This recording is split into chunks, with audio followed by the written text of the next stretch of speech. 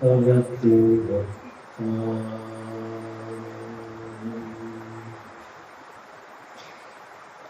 भगवतु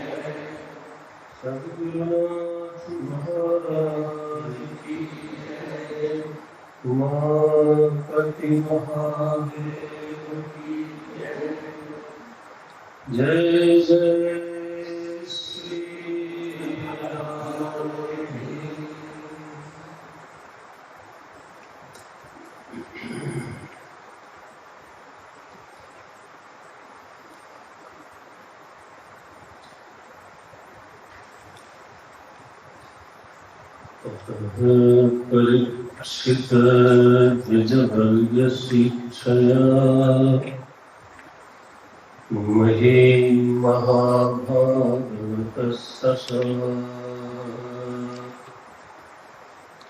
यथा हि सूक्तामभिजातकोविदाः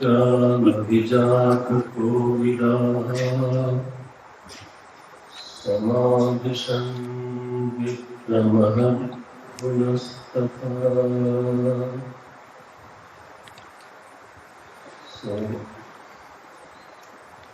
सातवें अध्याय से लेकर के 19वें अध्याय पर परिपारी का प्रकरण है और 11 जो बड़े बड़े भक्त हुए महाभारत हुए थे तो उनके चरित्र का निरूपण है, स्मरण है। भक्तों के चरित्र सुनने से भक्ति की प्रेरणा मिलती है, भक्ति के साधन का प्रकाश होता है। कहते हैं भगवान को बहुत प्रसन्नता होती है जब उनके भक्त की चर्चा होती है। तो ज्ञान को अज्ञान पांचों पांडव पितामह भीष्म और अर्जुन और चार जो नारी पात्र है कुंती, द्रौपदी, उत्तरा और सुभद्रा जी, ये दिव्य चरित्र है। बारंबार इनका स्मरण करना चाहिए। तो पितामह भीष्म का दर्शन करने के लिए भगवान की करुणा आपके भक्तों से ही सिद्ध होती है। भगवान स्वयं भीष्म पितामह से मिलने के लिए, उनका दर्शन करने के लिए, उनको दर्शन देने के लिए स्वयं रणभूमि में जाते हैं। बहाना बनाकर, बहाना ये बनाया कि प्रेरणा कभी निश्चित के हृदय में मोह मैंने युद्ध बीत गया है और अगर पछताएगी तो उसको लौटाया नहीं जा सकता। अर्जुन के चित्त में मोह हुआ रणभूमि के पहले, युद्ध के पहले, तो वहां तो कुछ किया भी जा सकता था, लेकिन अब युद्ध बीत गया और उस समय मोह अगर होता है तो वो क्या है, फिर निरर्थक है। तो मोह युधिष्ठिर को हुआ या भगवान ने वो मोह स्वयं उनको प्रेरित कर दिया। क्या बोला जाए इस विषय में, मत्तस्मृति ही ज्ञान मोहनम से। ऐसा नहीं है कि मोह अनादि सिद्ध है हमेशा, ऐसा नहीं है। स्वजन मोहिनी माया भक्ति संप्रदाय में एक तो स्वजन मोहिनी माया होती है और एक स्वजन मोहिनी माया और एक स्वमोहिनी माया है। तीन प्रकार की माया भक्ति संप्रदाय में पढ़ने में आती है। तो जो परगम मोहिनी माया है वो तो रावण आदि हिरण्यकश्यप आदि में है, देखने में आता है। स्वजन मोहिनी माया भी बड़ी अद्भुत है। नारद जी को माया लग गई तो उन्होंने कहा कि मैं ज्ञान करूंगा। आप जानते हैं कथा, उसका क्या विस्तार करना। और बस भगवान को भूल गए, सिर पे भगवान चढ़ा और काम भी चढ़ा। भगवान से जा करके भगवान का रूप मांग, उनको लगा कि रूप से ही विवाह होता है। ये जो माया उनको लगी वो स्वजन, क्योंकि भगवान के सामने बारंबार उन्होंने अपने अभिमान को प्रकट किया। कई बार साधक का अभिमान उसकी बुद्धि पर इस तरह से चढ़ बैठता कि वो अपने गुरु के सामने अभिमान करता। जनरली अभिमान का स्मरण गुरु के सामने नहीं होता, गुरुजनों के सामने नहीं होता।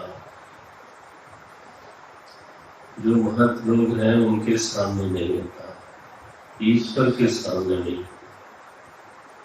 देखने में प्राय ऐसा ही आता है कि अभिमान थोड़ा अपने से कोई छोटा हो, कम हो, तो उसके सामने के लोग छाती तानते हैं। लेकिन नारायण, कभी धनी व्यक्ति दूसरे अपने से दुगने धनी आदमी के सामने खड़ा होकर धन का अभिमान करे, ऐसा देखने में कहीं भी आता नहीं आता। अपने से बड़े धनी के सामने आने पर लोग कहते हैं कब आया, वो पहाड़ के नीचे। माने प्रायः अपने से बड़े के सामने अभिमान शांत हो जाता है, नियम पैसा ही देखने में आता है। लेकिन कभी कभी महाराज अभिमान बुद्धि का आच्छादन करता है और गुरु के सामने जैसा नहीं बोलना चाहिए बोलता है। बार बार उसने पढ़ा कि राग द्वेष नहीं करना चाहिए, लेकिन गुरु के सामने राग प्रकट करता है और उसको होश नहीं आता कि मैं क्या बोल रहा हूँ। द्वेष प्रकट करता है, उसको होश नहीं आया मैं क्या बोल रहा हूँ। मुझे तो ये सीखना है और इन्होंने ये सिखाया है कि द्वेष नहीं होना चाहिए,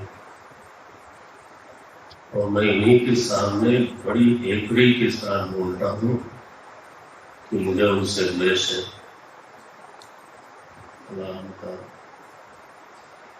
ऐसा होता है ना।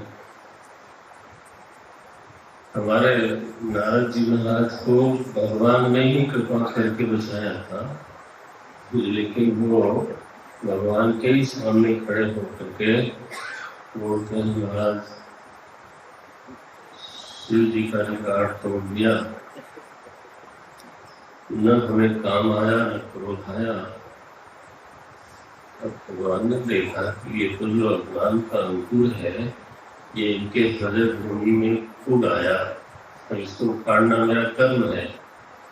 भगवान कहते हैं मैं अपने कर्तव्य में असफल हो जाऊंगा अगर मैं इसको उखाड़ू नहीं तो। अब क्या किया उन्होंने, जंग इत्यादि का, जंग से काम नहीं चला तब उन्होंने स्वजन मोहिनी माया का विस्तार किया, वहां नगर खिला कर दिया जहां कभी था ही नहीं। अच्छा, इस स्वजन मोहिनी का फल क्या है, तो बोलते हैं कि फिर कभी माया व्याप्ति नहीं की। नारद जी को उसके बाद वर दिया भगवान ने। नारद जी को इसके बाद कभी माया व्यापी नहीं। रामायण में काकभुजुंडी जी को स्वजन मोहिनी माया लगी ना, और इसके बाद फिर कभी उनको माया छू के नहीं गई, तो इसलिए स्वजन मोहिनी माया ऐसा। तो अब युधिष्ठिर को जो माया लगी है इस समय, ये वही वाली है स्वजन मोहिनी माया है।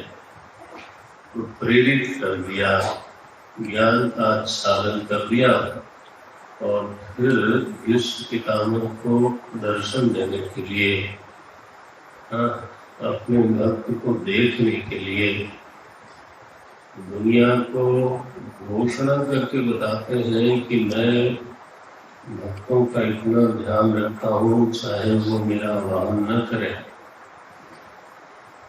पितामह विष्णु बुलाया, चाहे वो मेरा आवाहन न करे। ये भी पूरा सत्य नहीं है कि जब आप बुलाओगे नहीं तो कैसे आएंगे। ब्रह्म सूत्र में एक सूत्र है, रक्षाम अपेक्षाम अपेक्षते। वहां ये कहा गया कि ईश्वर जो है वो इस बात की अपेक्षा रखता है कि आप इसका आवाहन करें।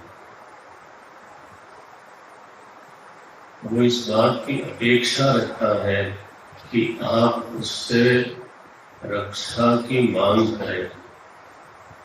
रक्षाम अपेक्षाम अपेक्षते ब्रह्मसूत्र का सूत्र। लेकिन ये पूरा सत्य कहाँ बना? विष्णु पितामह ने तो ये याचना नहीं की, और स्वयं प्रभु पधारे ऐसे करुणा वर्णन है। भगवत भक्त वत्सल भगवान का चरित्र है। यह चरित्र भक्तों के बारे में पढ़ने सुनने से ही प्रकट होता है। भगवान का क्या स्वभाव है, भगवान की क्या महिमा है। आखिर ये भगवान को बताते नहीं बताते, अपने मुंह से क्या बताएं। तो अगर उनका स्वभाव जानना हो, उनकी करुणा समझनी हो, उनका भक्त वात्सल्य समझना हो, लोग कैसे कृपा करते हैं, कितनी कृपा कर सकते हैं, यह बात समझनी हो तो नारायण सिवाय भक्त चरित्र के अवलोकन के और कोई मार्ग उपलब्ध नहीं है। भगवान ने कभी नहीं कहा कि मेरा ये स्वभाव है। बृहस्पति जी ने कहा इंद्र को, सुन सुरेश रघुनाथ स्वभाव, निज अपराध विसाध मुकाम। बोला ना, अरे इंद्र सुनो, मैं जानता हूँ भगवान का स्वभाव क्या है। उनका अपना अपराध करने पर उनको रोष नहीं होता, क्रोध नहीं होता।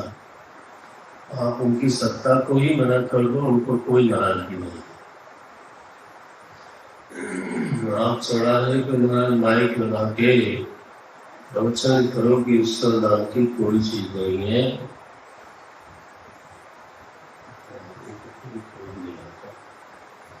निज अपराध रिसाही न पाओ।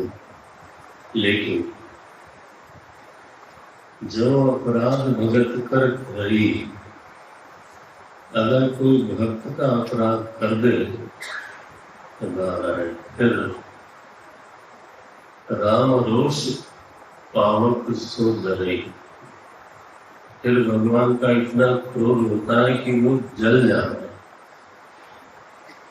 ये भगवान ने नहीं कहा, ये बृहस्पति जी ने कहा।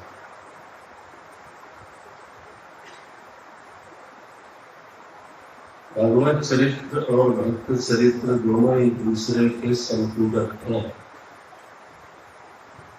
श्री भरत जी महाराज ने एक जगह बोला, कल आपको से बोलना था नहीं तो नहीं आ रही होगी।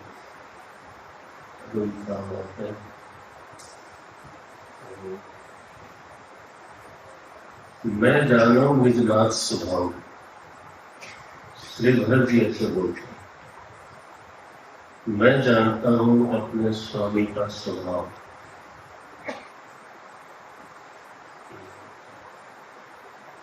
भगवान ने तो कभी कहा नहीं, रहा कि न चित्त प्रभु चूक किए की, करत सुरत सै बार ये की। भक्त से कोई विचलन हो जाए, गलती हो जाए, स्खलन हो जाए तो भगवान को याद ही नहीं रहता। बोले याद नहीं करते, बोले ऐसा नहीं है, उनका स्वभाव है, याद ही नहीं रहता। कोई उससे अगले क्षण पूछे कि आपके भक्त ने ये किया, ये कब किया, मैंने देखा ही नहीं। बोले आप सर्व दृष्टा हो। हाँ वो तो लेकिन देखा नहीं। क्या आपने देखा, देखा होगा, याद नहीं है। प्रभु चित्त चूक पिए की, करत सूरत सय बार की। और मालिक साहब को स्मरण कर लिया हो, किसी ने याद कर लिया हो, भक्त ने, किसी ने नहीं। कोई भी ऐसे कभी कभार रात को सन्नाटा होने पर हनुमान चालीसा पढ़े हुआ नहीं। पात्र जी महाराज बोलते थे, पूज्य पात्र जी महाराज, कि भक्त जब कभी आवश्यकता हो जाती है उसकी और उसके हृदय में मांग उठती है तो वो भगवान के सामने ऐसे खड़ा होता है जैसे बाप के सामने बेटा खड़ा होता है, अधिकार पूर्वक खड़ा होता है। और जो अभक्त है, कभी भजन नहीं किया, पूजा नहीं करी, माना जाना नहीं, और उसके जीवन में जरूरत आई, वो जब खड़ा होता है भगवान के सामने तो कटोरा लेके खड़ा होता है भीख मांगने के लिए। भगवान बड़े आदमी है, कुछ न कुछ डाल देता, लेकिन उतना विकार थोड़ा दे देंगे। बड़ा भजनानंदी होना चाहिए, भक्त होना चाहिए व्यक्ति को। और फिर या तो आवश्यकता ही नहीं होगी, अगर होगी तो दौड़े आएंगे। तो हो सकता है द्रौपदी डांटेगी और तभी देंगे। द्रौपदी को बोलते हैं कुछ लाओ खाने के लिए, वो महाराज भड़क गई। उसने कहा मैं विपत्ति में पड़ी हूँ, कटोरा धो के बैठी हूँ और तुम भी आए तो भुक्कड़ हो के आए, ये क्या तमाशा है। देखो भक्त जो है ऐसे झिड़की भी दे सकता है, डांट भी सकता है, विकार है ना। रहते न प्रभु चित्त चूक किए की करत सुरति सै बार दिए की।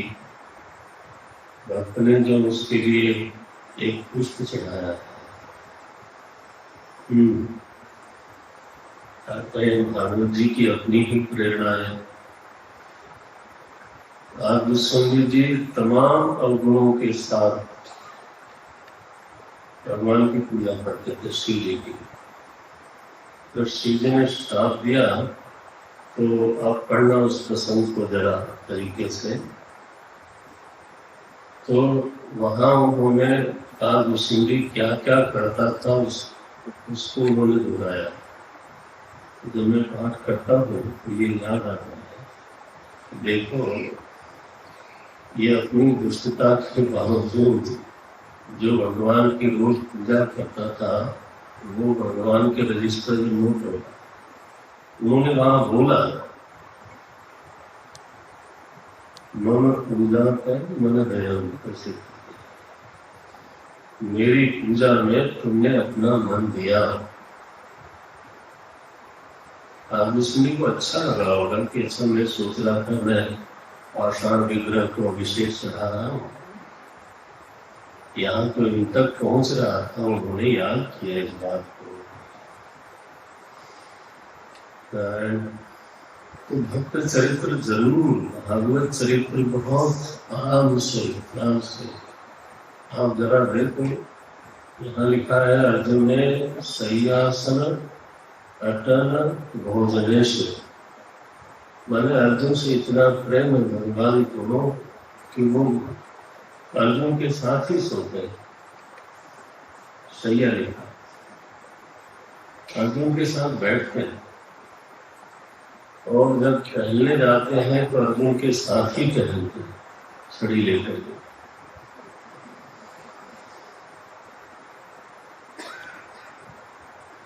भोजन एक साथ करते हैं और वो कहता है, अर्जुन याद करता है कि भगवान ने मुझे इतना प्रयोग किया, इतना प्रयोग किया,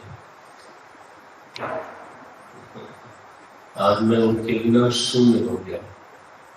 ऐसा भक्त आप सोचो जरा। तो अर्जुन सरीखा भक्त, युधिष्ठिर सरीखा भक्त, भीष्म पितामह विदुर, ये जो 11 भागवत है यह अद्भुत हमारा उत्तरा के आह्वान पर उसके गर्भ में प्रवेश कर जाते हैं। आप सोचते हैं कोई छोटी बात है।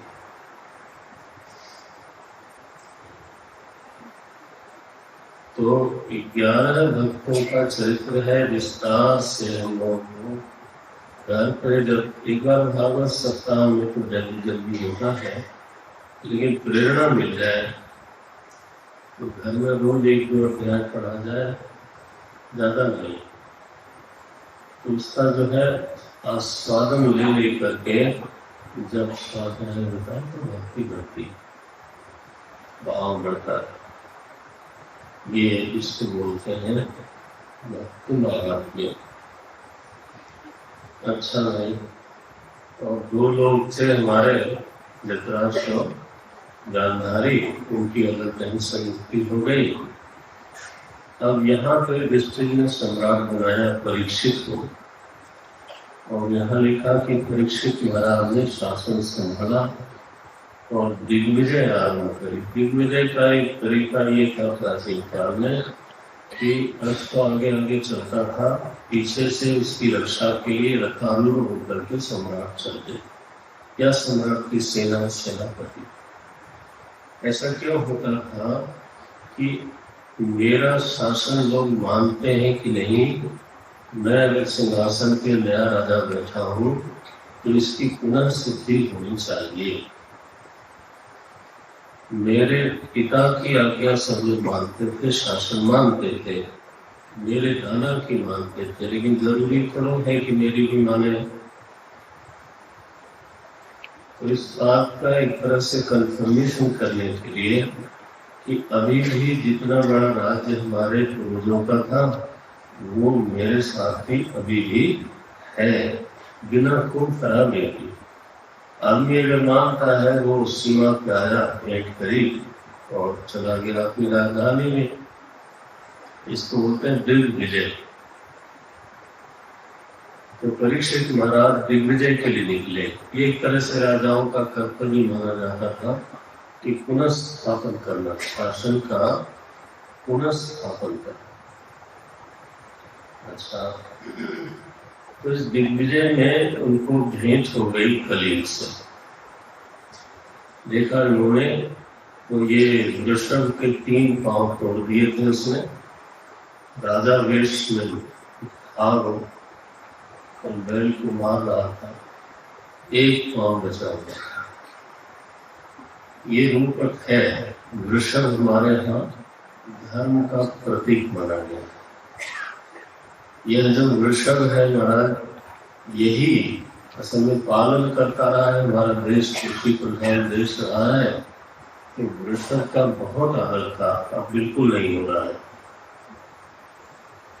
वृषभ का बहुत आदर था। अगर गऊ को बछड़ा हो जाए तो हम लोग तो किसान परिवार से हैं, बड़े प्रसन्न होते थे। अब उल्टा है, समय की गति है और चलता है समय जैसे। ये भी बदल जाएगा, कोई ऐसा नहीं कि नित्य होकर आया है, ये भी अनित्य ही है। तो वृषभ चूंकि पालन करता था, पोषण करता था, तो जैसे धर्म पालन करता है वैसे वृषभ पालन। तो धर्म का प्रतीक बनाया गया वृषभ को। भगवान शंकर की ध्वजा में वृषभ,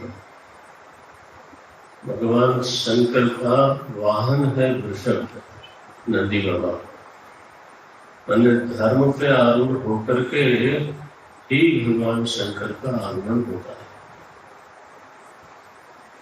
ऐसा न समझना है इसको। मैंने बात कर रहे थे फिलॉसफी इन पिक्चर, पिक्टोरियल फिलॉसफी हमारे बंदे वैसे लोग। ऋषि लोगों की ऐसी मेधा, प्रज्वलित मेधा थी कि दर्शन को उन्होंने नृत्य में उतारा, दर्शन को उन्होंने थिएटर में, नाट्य में उतारा, दर्शन को उन्होंने चित्र में उतारा। भगवान शंकर का आगमन तो वृषभ पे चढ़ के ही होता है। और वृषभ यदि शिवोन्मुखी हो जाए, माने धर्म यदि शिवोन्मुखी हो जाए, सर्वोन्मुखी न रहे, ठीक है, शिवोन्मुखी हो जाए तो वो बैल नहीं कहलाता, फिर उसको नंदी कहते हैं। क्यों नंदी कहते हैं? वो आनंद में रहता है इसलिए। तो हमारे जीवन का जो कर्म है, धर्म है, ये भगवान शंकर की उन्मुख हो जाए, स्वर्ग आदि के लिए न रहे, प्रभु की प्रीति के लिए है, तो फिर वो बैल थोड़ा, फिर तो वो नंदी होगा। नंदी नंदक, इसलिए नंदी महाराज की का जो विग्रह है वो नित्य शिवोन्मुख होता है। नित्य, कभी भी दूसरी तरफ नहीं देखते। मंदिर में जब भी किसी भी शिवालय में जाए तो नंदी बाबा हमेशा भगवान शंकर की ओर देखते, प्रेरणा देते हैं उन लोगों को कि देखने लायक वही है।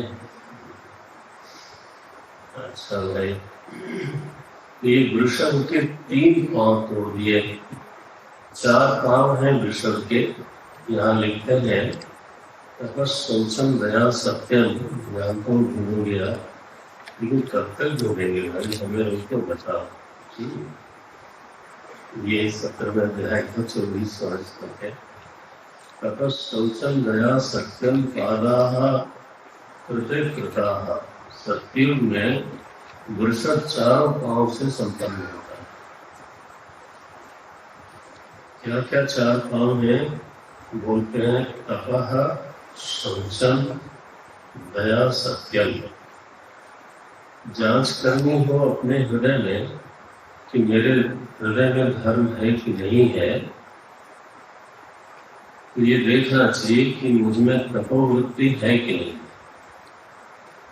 किसी लक्ष्य की प्राप्ति के लिए, उत्तम लक्ष्य की प्राप्ति के लिए मैं मानसिक शारीरिक कष्ट सहने के लिए तैयार हूं या नहीं, इसको बोलते हैं तपोवृत्ति। तैयार हो। अगर मुझे किसी लक्ष्य की प्राप्ति के लिए घोर तप करना पड़े, कष्ट भी सहना पड़े, थोड़ा नहीं ज्यादा, वो मैं तैयार हूं। पर जबरदस्ती जो है सिर दीवार पे मारने का नाम तप नहीं है। कष्ट सहन करने के लिए तैयारी, यह वृत्ति मंगलकारी है तब जब हमारे सामने कोई उत्तम से उत्तम लक्ष्य हो गए। जबरदस्ती हो तो बिना तप के तो जीवन हो, सत्य के बिना जीवन नहीं हो सकता, दया के बिना धर्म की बात मत करो, और जीवन में अंतर्बाह्य पवित्रता हो, हृदय में भाव की पवित्रता हो, शरीर में पवित्रता हो, बुद्धि में पवित्रता, विचार में भी पवित्रता होनी चाहिए। तब तो समझना चाहिए कि मैं धार्मिक हूं। बोले मैं चंदन लगाता हूँ, अच्छी बात होना चाहिए, लेकिन इतने से यह प्रमाणित नहीं होता कि मैं धार्मिक हूँ। तथा सत्यम दया शौचम पादाः, ये है मेरा चार पाद, और उनमें से 3 पाद उसने तोड़ दिए, मार के घायल कर दिए। क्या क्या है वो? बोले तपः शौचम दया। सत्यनाम का पांव जो है वो एक बचा रहा। बोले हमें तो लगता है कि कलयुग में सत्य ही सबसे ज्यादा टूटा है। नहीं, सत्य जो टूट जाए उसको सत्य नहीं बोलता, जो टूट ही जाए उसको सत्य कहां से बोलेंगे, जो मिट जाए उसको सत्य कहां से बोलेंगे। सत्य के बिना तो जीवन चलता नहीं। मैं भी अगर बिल्कुल असत्य का व्यवहार करूं तो थोड़े दिन जिंदा रहूंगा, थोड़े दिन व्यापार चलेगा, थोड़े दिन व्यवहार होगा, सभी लोग छोड़ देंगे। हमारी विश्वसनीयता अगर एक बार गई तो मैं गया, इसलिए यह सत्य हमसे छूट जाए और मैं जिंदा रहूं, ऐसा हो नहीं सकता। हमारे लोग जब तक सत्य का व्यवहार करते हैं तभी तक हम उनको रखते हैं। तो इसलिए विश्वसनीयता का कभी पूरी तरह से अभाव हो जाए, ये होता है। महाकलयुग में भी सत्यनाम का जो पाद है वो बचा रहता है। हाँ, तपस्या जो है हो जाती है, घायल हो जाती है, कम से कम सुचिता है, और तीर्थों में जाते हैं सुचिता नहीं, मन खिन्न हो जाता है। और कौन गंदा करता है उसको? अरे लोग गंदा कर देते। आप क्या करते हैं? आप नहीं गंदा करते, लोग गंदा करते हैं। हर समय जो है उंगली दूसरे की तरफ जाती है। हम भी वहां जिस फूल को लहराते हुए देख के हमें बुरा लगता है, वही हम भी चढ़ाते हैं, हम भी रात चढ़ाएंगे, हम भी ये सब करेंगे। ये सब गलत बातें, पर दोष देखना ही गलत है। अच्छा है, सुचिता भी घायल होती है, तप भी और घायल। तो परीक्षित जी महाराज ढाका महाराज बैल से पूछते हैं वो कि तुम्हारे दुख का कारण कौन है? तो वो वृषभ देव बोलते हैं ये मुझे मालूम नहीं, दुख का कारण कौन है। हम लोग अपने को तो बहुत कम दोषी बताते हैं। जब भी बात शुरू करेंगे अमुक ऐसा अमुक ऐसा अमुक, इसमें हाँ चुगली कहा गया है, कृष्णता दोष बना। वृषभ देव बोलते हैं महाराज दुख के बारे में कुछ निश्चय पूर्वक कहना इतना आसान नहीं है, बल्कि संभव ही नहीं है। कैसे दुख हुआ? बोले प्रारब्ध ने दिया। कैसे दुख हुआ? बोले स्वभाव ने दिया। कैसे दुख हुआ? बोले कर्म ने दिया। कैसे दुख हुआ? बोले ईश्वर ने दिया। कैसे दुख हुआ? बोले तुम खुद उसके कारण हो। कैसे दुख हुआ? बोले कुछ कह नहीं सकते। 6 कारण महाराज दे दिए। हम लोग को इतने बिल्कुल निर्भ्रांत लोग हैं कि जैसे ही किसी ने पूछा, नहीं भी पूछा तो फट से जवाब बदला। और यहाँ ये लिखा गया कि भाई प्रारब्ध से, कुछ लोग कहते हैं कि प्रारब्ध से दुख हुआ, सही है गलत नहीं है। कुछ लोग कहते हैं स्वभाव के कारण दुख हुआ। किसी का स्वभाव ऐसा है वो महाराज जहां भी जाए अपने स्वभाव से अपने विरोधियों की रचना करता है। एक बहुत बढ़िया कारखाना है, विरोधी उसमें प्रोडक्ट होता है। स्वभाव ऐसा है, बोली ऐसी है, आदमी के हाव भाव मुद्रा व्यवहार इस तरह का होता है कि कहीं भी उसके मित्र हमेशा कम होंगे, चाहे तो नहीं होंगे, विरोधी हो जाता है।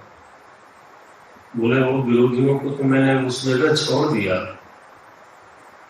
तो अब बोले मैं बिल्कुल फ्रेश। उस स्वभाव से भी बहुत दुख होता है। आदमी चाहे दुनिया में कहीं चला जाए, शायद स्वर्ग में चला जाए, तो वहां भी विरोधी खड़े हो जाएंगे। स्वभाव भी दुख देता है, इसमें गलत तो है नहीं। कर्म से भी दुख होता है। कर्म क्या है? तो बोले संभाल के नहीं चले, गिर गए। बोले प्रारब्ध से गिर गए, कह नहीं सकता। कह नहीं सकता कि प्रारब्ध से गिरा या अपने प्रमाद की वजह से गिरा। ये कहना तो बड़ा मुश्किल है। धर्मदेव तो बोलते हैं बिल्कुल मैं नहीं बोल सकता कि कैसे गिरा। अब प्रमाद से चलने की इजाजत थोड़ा है प्रारब्ध के नाम से। पानी देख के चलते नहीं, फिसलन देख के चलते नहीं। तो ये है, कर्म से भी दुख होता है। बोले ईश्वर ने दिया, वो भी गलत नहीं। तो नारद जी के साथ जो जो हुआ वो प्रारब्ध ने थोड़ा किया। किसने किया? बोले नारद जी का प्रारब्ध नहीं। वो मालिक साहब ने सारी व्यवस्था बनाई, पिटवाया उनको अच्छी तरह से, बेइज्जती करवाई, बानर बनाया सभा में। वो बोले इनका प्रारब्ध था बानर बनना, ऐसा नहीं है, गलत बात है। ईश्वर भी दुख देता है, भले के लिए देता होगा। ईश्वर अज्ञान को इसलिए। कोई कहते हैं तुम खुद दुख के कारण हो, मैंने तुम अपने को नहीं जानते इसलिए आप दुखी हो। ये 500 कारण। अच्छा, बोले अनिर्वचनीय है कुछ कह नहीं सकते। ये धर्म का उत्तर है, इसीलिए वो धर्म है। अब जरा आत्मनिरीक्षण करना कि हम लोग कितने क्लियर हैं कि किसने दुख दिया। बिल्कुल स्पष्ट, आधा सेकंड नहीं लगता है। अच्छा भाई, तो यहाँ इन्होंने कलयुग को रोका, डांटा, मारने लगे। तो उसने बड़ी प्रार्थना करी, महाराज मैं तो अपनी बारी में आया हूँ, आप मुझे मारो नहीं। वैसे ही मेरे यहाँ रहने का जो समय है बड़ा कम रखा गया है, सबसे छोटा समय हमें ही दिया गया, चौथा हिस्सा है। और मैं अपनी बारी में आया और यहाँ भी आप तुम्हारी पिटाई पर भी ठीक नहीं है, मैं कहाँ जाऊँगा। तो परीक्षित जी महाराज तो बिल्कुल मारने के मूड में थे, लेकिन उनको ध्यान आया कि इसमें गुण भी बहुत है। गुण क्या है, गोस्वामी जी ने इसी का अनुवाद किया। वो बोलते हैं मानस पुण्य हो ही नहीं पाता। यह जो प्रकरण है ना, ये आया है श्रीमद् भागवत में। बोलते हैं ये 7वां श्लोक है, मेरे जवाब डालते हो। 18वां अध्याय है, इसमें 7वें श्लोक में बोलते हैं नानुद्वेष्टि कलिं सम्राट सारंगैव सारभूत कुशलानि आशु सिद्ध्यन्ति नेतराणि कृतानि।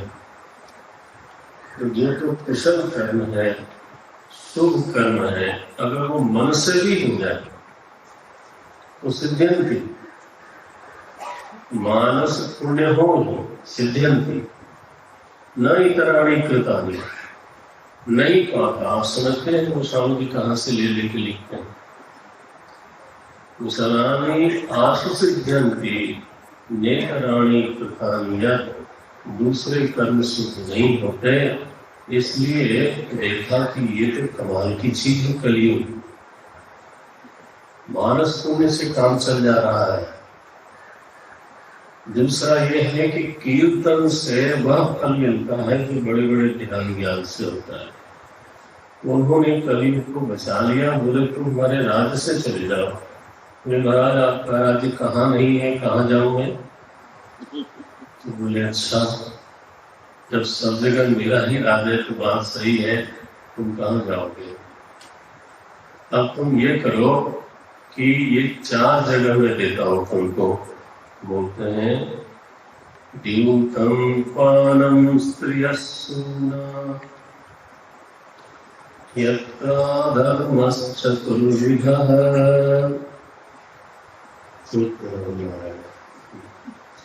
द्यूतं बोले ये 4 जगह करो। ये 17वें अध्याय का 39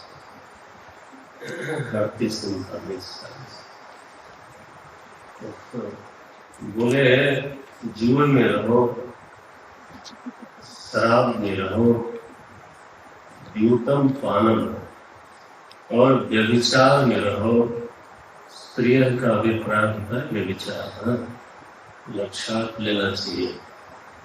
द्यूतम पानम स्त्रिय, सुना, सुना का अर्थ होता है हिंसा। हिंसा में रहो।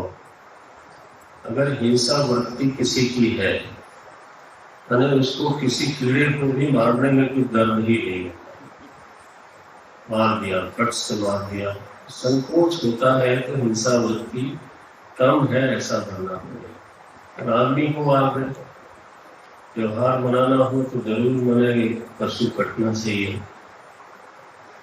ये जो हिंसा है, मैं क्या बोलूं, बोलने से चित्त बिगड़ता है तो नहीं बोलता। आप कुछ समझदार हैं, सभी लोग सुधी श्रोता हो। हमारे बुढ़े बोलते थे डेड बॉडी ईटर्स,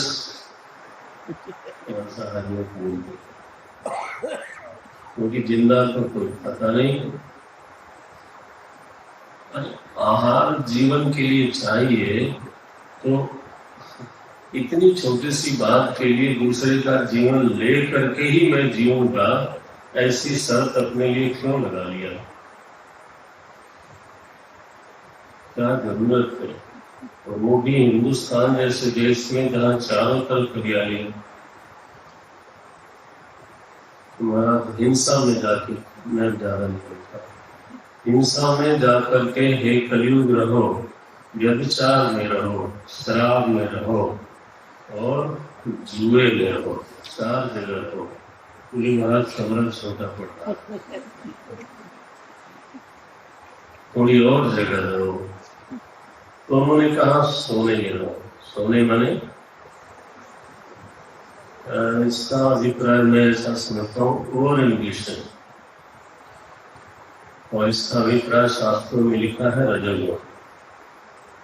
मैंने बहुत एम्बिशियस हो जाए आदमी, जितना एम्बिशन नहीं होना चाहिए उतना एम्बिशन हो जावे, और फिर रजोगुण को दीप्त करे, बढ़ावे, तो बुद्धि बिगड़ती है, कर्म भी बिगड़ता है।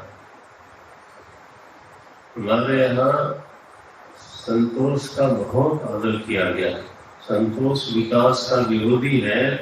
यह जो हमारे मन में धारणा आती है, इस पर चिंतन कर लेना चाहिए। संतोष से विकास रुकता है, ऐसा हमें कई बार पूछा गया, तो हमने कहा इसका उल्टा कर लो, फिर असंतोष से विकास बढ़ता है। यही कहना पड़ेगा, असंतोष से विकास बढ़ता है कि उद्यम से विकास बढ़ता है। विकास का संबंध असंतोष से है या उद्यम से है?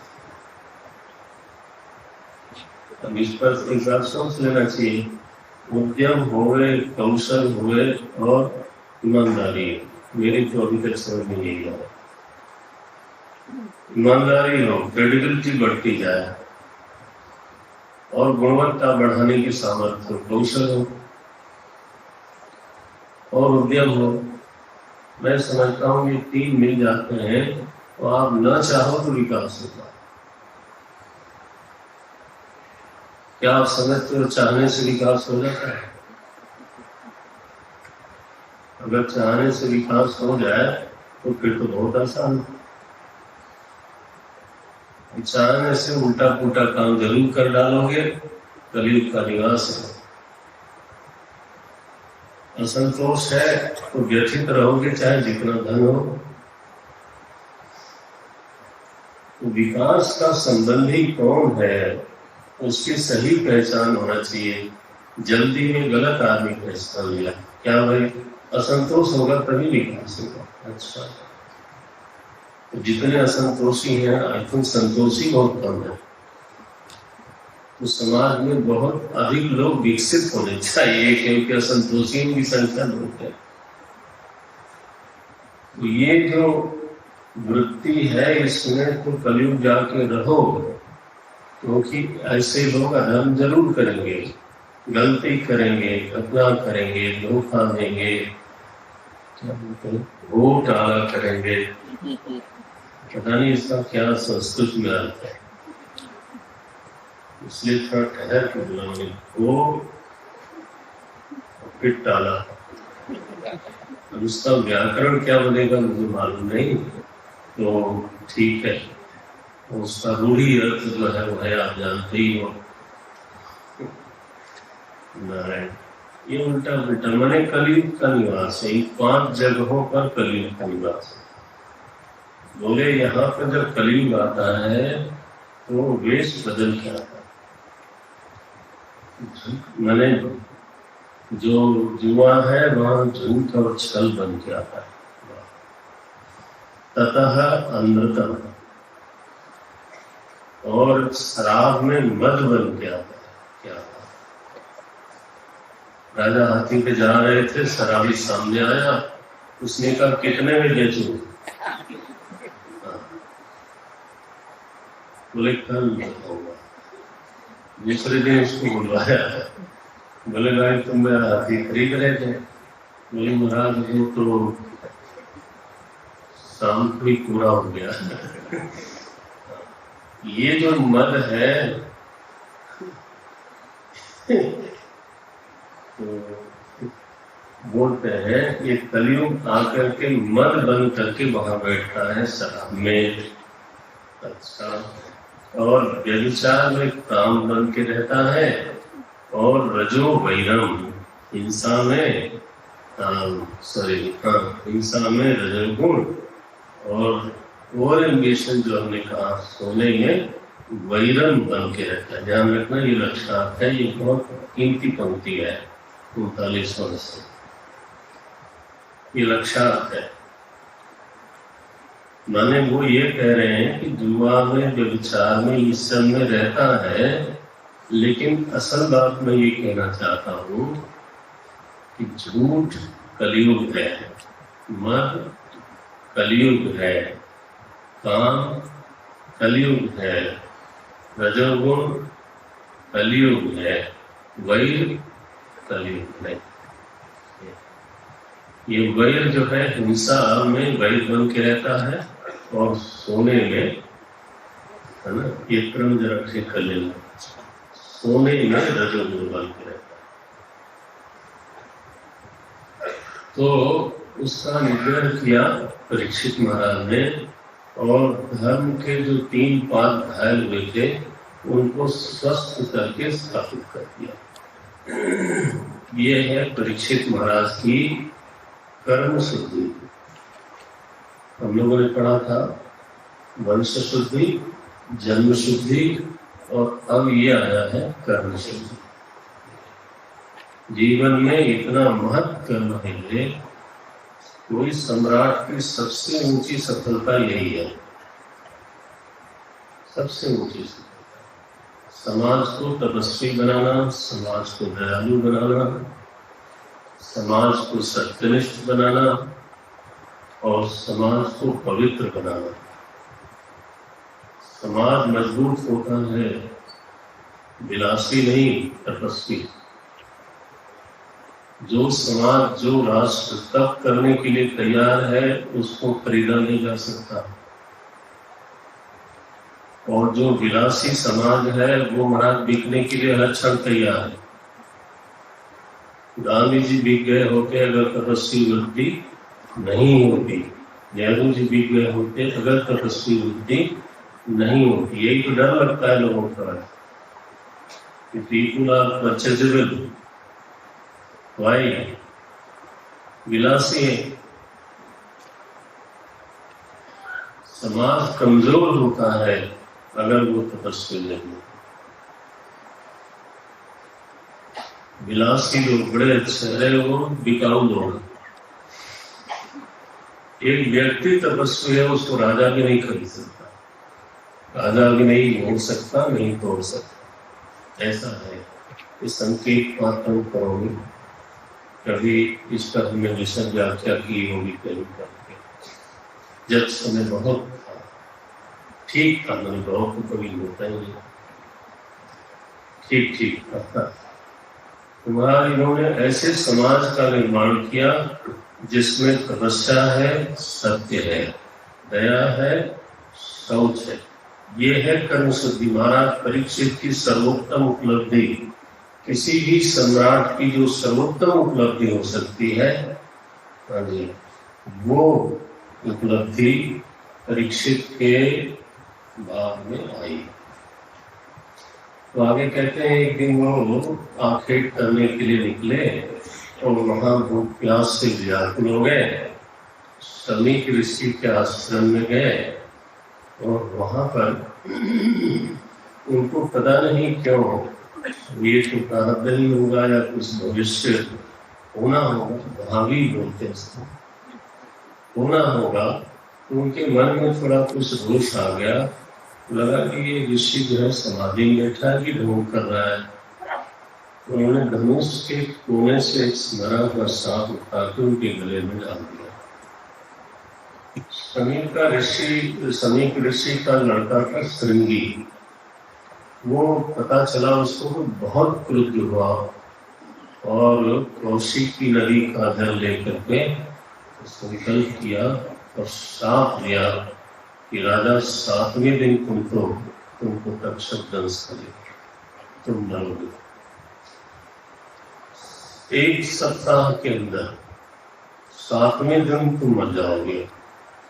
जब वो लौट के आया है अपने आश्रम में तो पिताजी के गले में महाराज साहब देखे तो रो गया जोर से। खुली दृष्टि की, पूछा उन्होंने क्यों रो रहे हो?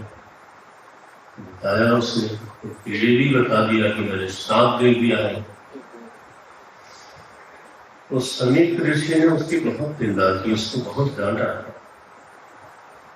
लेकिन बाद में ये कहा कि अच्छा जो भी हो गया, आपको कम से कम सम्राट को सूचना तो दो। महापरीक्षित को सूचना भेजी गई और उधर उनको बुरा नहीं लगा।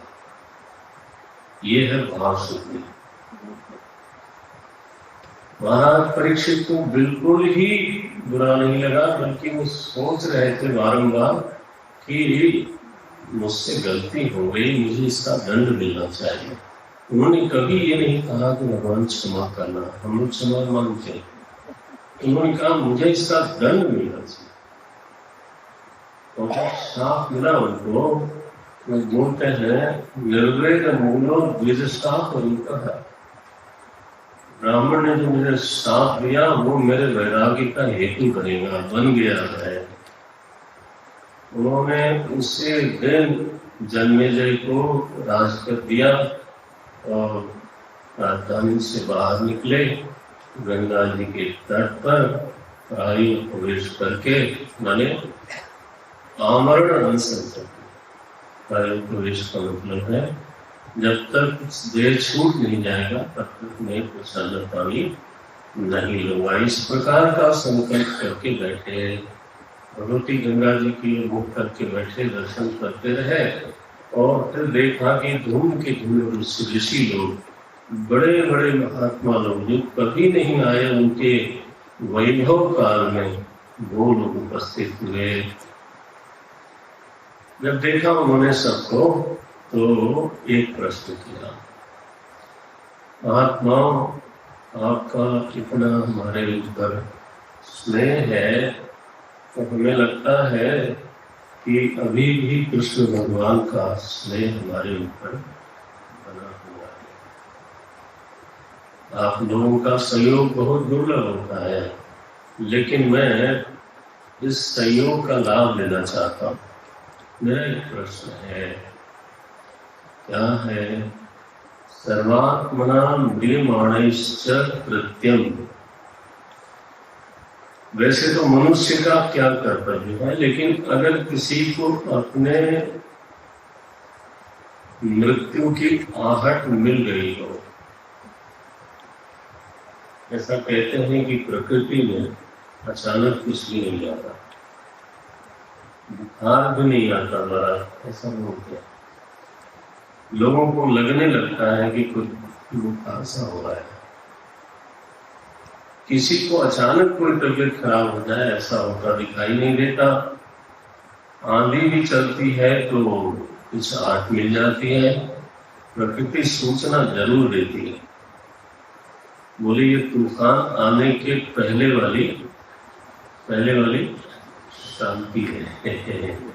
ऐसा बोलते हैं, घर में भी बोलते हैं। अगर घर में सामान्य हलचल ना हो तो ज्यादा ही शांति हो गई हो तो फिर समझ लेना चाहिए, ऐसा अनुभवी लोग बोलते हैं, समझ लेना चाहिए कि तूफान आने के पहले वाली है ये।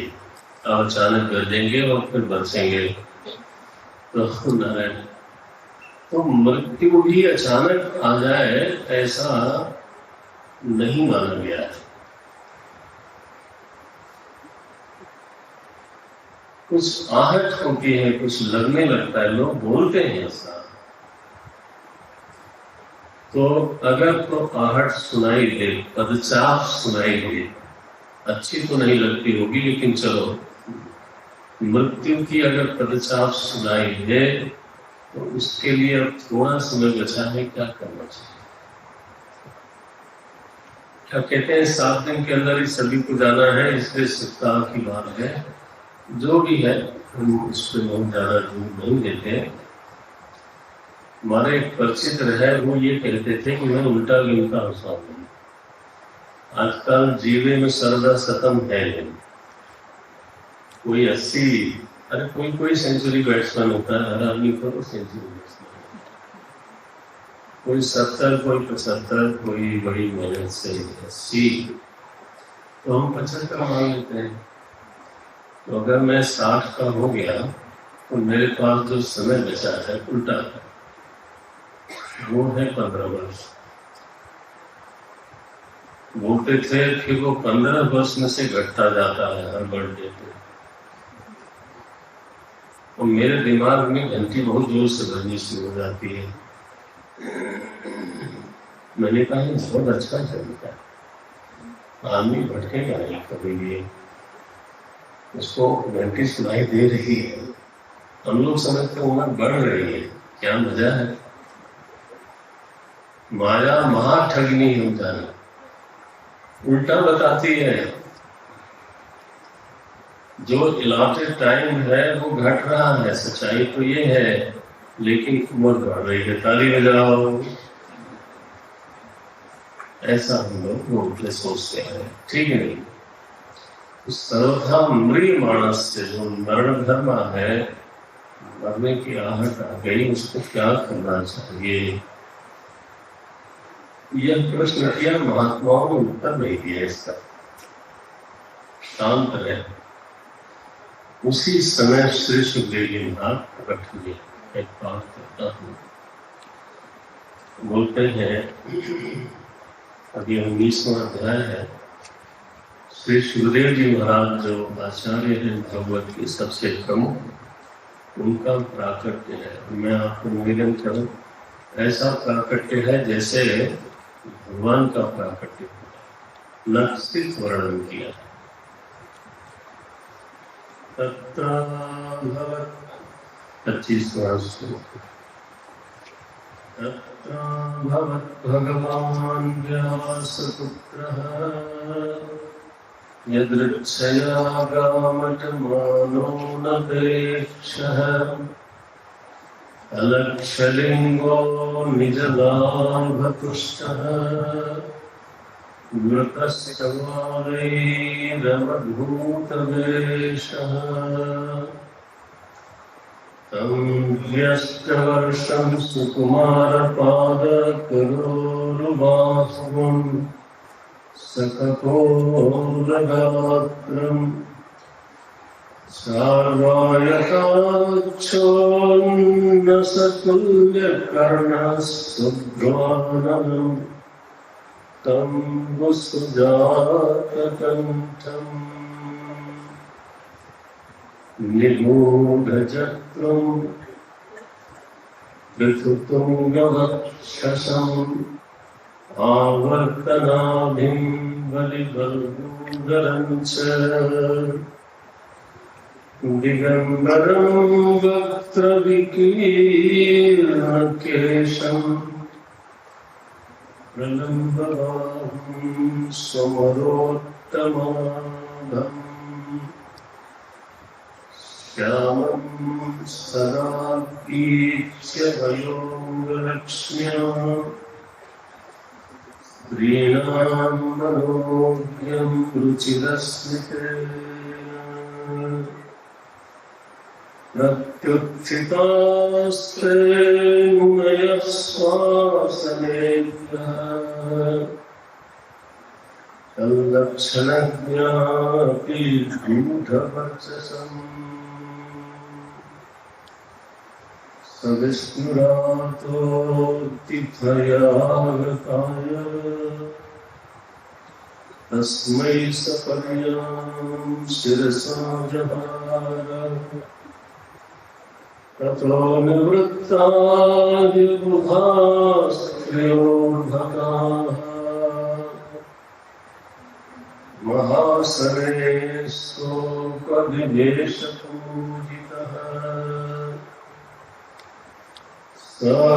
संवृतस्तत्र महान् महीयसाम्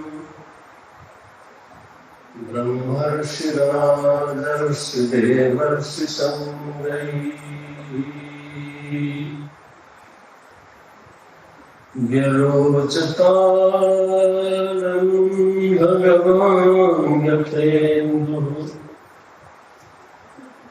गृहक्षताराणि करैः परीतः प्रशान्तमासीनमुकुण्ठमेधसम् मुनीं नृपो भागवतोऽभ्युपेत्य प्रणम्य मूर्ध्ना विहितः कृताञ्जलिः नत्वा गिरासूनृतयान्मुपत्सत् अहो अद्य वयं ब्रह्मन् सत्सेव्या क्षत्रबन्धनः कृपयातिथिरूपेण भवद्भिः तीर्थकृताः येषां संस्मरणात् पुंसां सद्यः सिद्ध्यन्ति वै गुहाः किं पुनर्दर्शनस्पर्शपादशौचासनादिभिः सामिथ्यात्ते महायोगिं पातकानि महान्त्यपि सद्यो नश्यन्ति वै पुंसाम् विष्णुरिव सुरेतराः अपि मे भगवान् प्रीतः अपि मे भगवान् प्रीतः कृष्णः पाण्डुसुतप्रियः कैत्रेष्वसेव प्रीत्यर्थम् कैत्रेष्वसेय प्रीत्यर्थम् तद्गोत्रस्यात्तबान्धवः अन्यथा ते व्यक्तगतेः दर्शनं न कथं नृणाम् नितरां म्रियमाणानां संसिद्धस्य मनीयसः ततः पृच्छामि संसिद्धिं। ये प्रश्न है श्रीमद्भागवत का मूल प्रश्न है। ततः पृच्छामि संसिद्धिं योगिनां परमं गुरुं पुरुषस्येह यत्कार्यं निर्माणस्य सर्वथा यच्छ्रोतव्यम् अथोचव्यं यत्कर्तव्यं नृभिर्प्रभो स्मर्तव्यं भजनीयं वा ब्रूहीयद्वा विपर्ययम् नूनं भगवतो ब्रह्मन् गृहेषु गृहमेधिनां न लक्ष्यते ह्यवस्थानम् अपि गोदोहनं क्वचित् एवमाभासितः पृष्टः सर्वज्ञास्लक्षणया गिरा प्रत्यभाषत धर्मज्ञः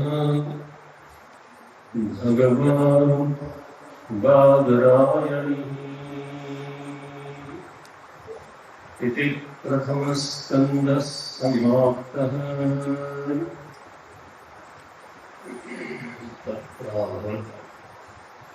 इसको बोलते हैं जिज्ञासु।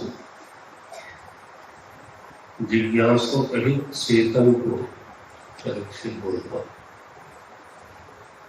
वेदांत की भाषा में वह चेतन वो जिज्ञासा से रहित है, वह चेतन महात्मा जिसकी उपाधि जिज्ञासा मात्र है, उसको ही परीक्षित बोलते हैं, उसको ही जिज्ञासु बोलते हैं, उसको ही वेदांत का शिष्य बोलते हैं। जिज्ञासा और शंका में अंतर क्या है? शंका में समझने की इच्छा कुछ ज्यादा नहीं है, उसकी शंका होती है। और जिज्ञासा में प्रश्न है, शंका में भी प्रश्न है, लेकिन जिज्ञासा में समझने की इच्छा है। प्रश्न है लेकिन विषय में अनास्था नहीं है। अगर मैं कहता हूं कि ईश्वर कैसा है, तो मैं ये नहीं कह रहा हूं कि मैं नहीं मानता कि ईश्वर है कि नहीं है। आस्था पूरी है, लेकिन मैं समझना चाहता हूं कि वो क्या है, कैसा है, मेरा उसका क्या रिश्ता है। तो समझने की इच्छा, प्रश्न है, समझने की इच्छा है, और समझाने वाले में श्रद्धा है। जब तीन भाव मिले होते हैं तब उसको बोलते हैं जिज्ञासा। प्रश्न भी हो गए, समझने की इच्छा भी हो गई, और श्रद्धा भी हो। समझाने वाले में श्रद्धा हो, शास्त्र में श्रद्धा हो, ये तीन भाव जब मिल करके एक भाव बनते हैं, उसका नाम होता है जिज्ञासा। और केवल प्रश्न हो गए, श्रद्धा न हो, केवल प्रश्न हो गए और समझने की इच्छा न हो, काटने में तत्परता। कभी कभी ऐसा देखने में आता है कि किसी ने प्रश्न किया और आपने उसका उत्तर दे दिया,